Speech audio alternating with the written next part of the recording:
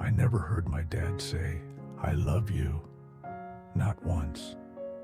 But after he passed, I started hearing it everywhere. In the way he lived, the things he left behind, and the spaces he used to fill. This is a story I wish I never had to tell. Because to understand how much someone loves you only after they're gone, well, it's a kind of heartbreak no words can really fix. My father was a man of few words, born into a generation that believed emotion was weakness.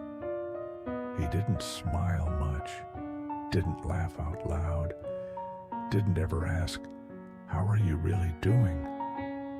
But every morning he woke up at 5:30, made his coffee black, and drove 40 minutes to a job he hated so I could have the sneakers everyone else at school wore.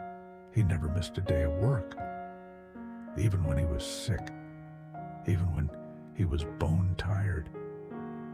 I remember once, during a blizzard, school was canceled, but he still drove to work.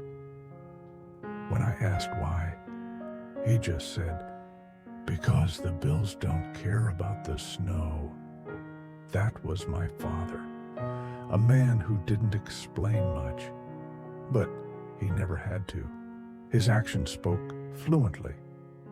He taught me about responsibility, not with lectures, but with example. He never sat me down for the talk, but I watched how he treated people, how he gave up his chair when my mother walked into the room, how he fixed the neighbor's fence without asking for anything in return. He wasn't just quiet. He was steady. A mountain that never moved, even when storms came. Some kids grew up with hugs. I grew up with routines. Every Saturday morning, he'd check the oil in my bike. Every night, he'd walk around the house, turning off lights I forgot. And every winter, when the heater would knock and stutter, he'd crawl into the basement with his tools and curse under his breath until it was warm again.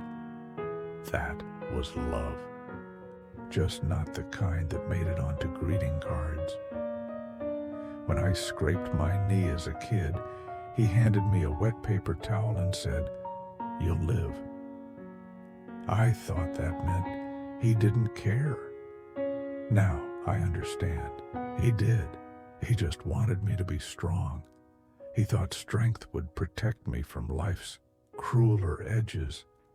I guess he didn't realize silence could be one of them.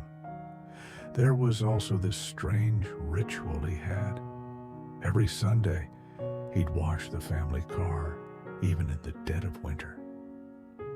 He'd scrub the tires until they shone. I thought it was pointless, but one time I asked him why, and he said, "Because even the things that carry us deserve to be cared for." I didn't realize then he wasn't talking about the car. He was talking about us. Years later, I saw my father on a hospital bed, pale, frail, quiet. It was the first time I saw fear in his eyes, and maybe something else. Regret. He motioned me closer and whispered, "Don't tell your mother how bad it is." Even then, he wasn't afraid of dying. He was afraid of worrying her. As I sat by him that night, he dozed in and out, and I remembered something. When I was 10, I had a fever so high I couldn't stand. He carried me in the middle of the night to the emergency room. Didn't even put on socks. Just carried me. Didn't say a word. Didn't need to. The silence that once felt distant now felt protective. He had always been there, like a wall you never thanked until it cracked. He didn't cry, but his hand gripped mine tight, and that said more than tears ever could. After he passed, I had to clean out his garage. Dusty, dark, smelled like gasoline and sawdust. In the far back drawer of his workbench, I found a folder labeled for Jack. Jack's my name. Inside were receipts for my tuition, printouts of every photo I'd sent him, a scribbled note on a crumpled napkin that said, Jack's high school graduation, proudest day. That was the first time I saw the word proud come from his pen. In another box, I found every Father's Day card I'd ever given him. He kept them all, some yellowed, some torn, all of them still holding a piece of me and of him. I found a tape too, an old cassette. On the label it said Jack, Christmas 1997. I found a player and sat on the floor. It was a recording of me, age 5, singing Jingle Bells off key. In the background, I heard his laugh, deep, real, rare. I hadn't heard it in years. It was like finding a part of him I didn't know I'd lost. Now I'm a father, and I get it.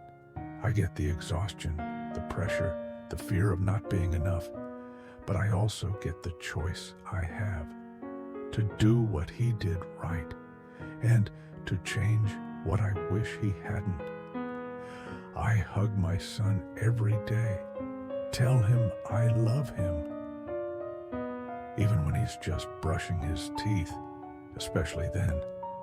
I don't always get it right, but I try.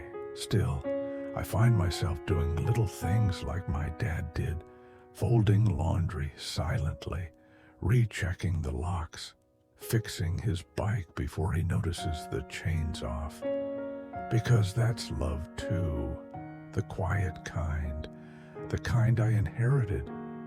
And sometimes I catch myself staring at my son with the same worried expression my father had, wondering if I'm doing enough, if one day he'll understand.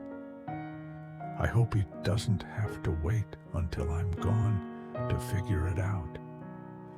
I hope he knows now